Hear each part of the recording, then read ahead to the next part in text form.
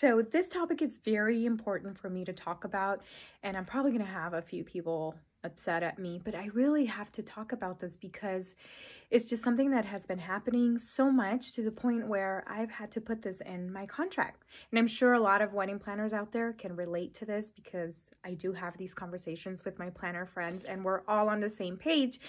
And of course, I have to talk about the ugly truth.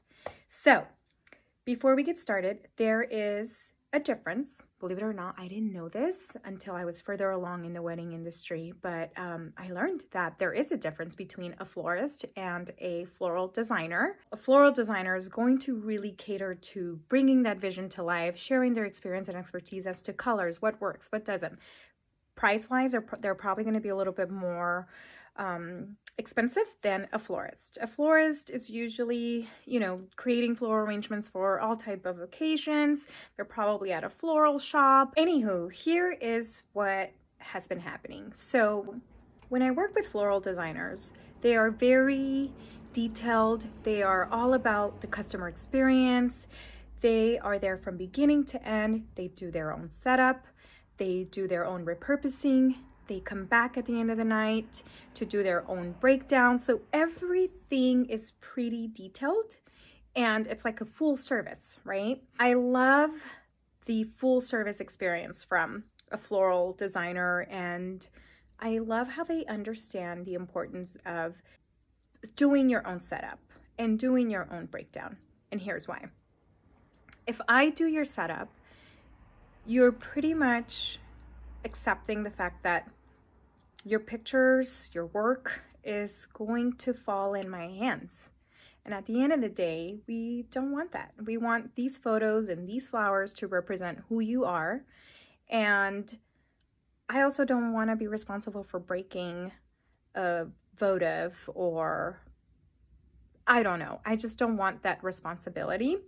And I find that florist or beginning florist haven't really quite understand why they should do their own setup, their own breakdown.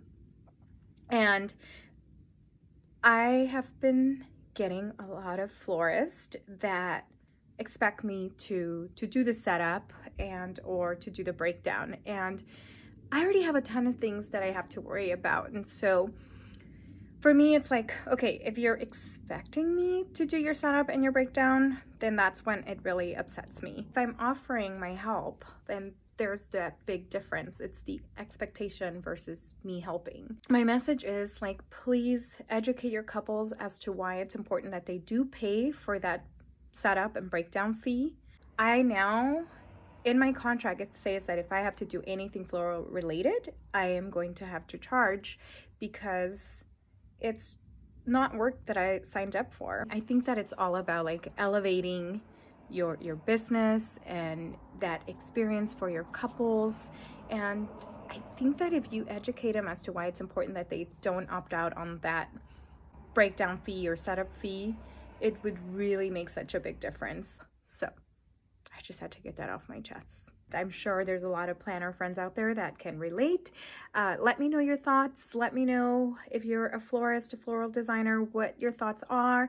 How can we educate our couple so that this is not happening? And how can we support each other without making it, from a wedding planner's point of view, making it an expectation of having to do someone else's setup and breakdown. All right, until next time. I'm Diana Dorsey from Simply Elegant by Diana.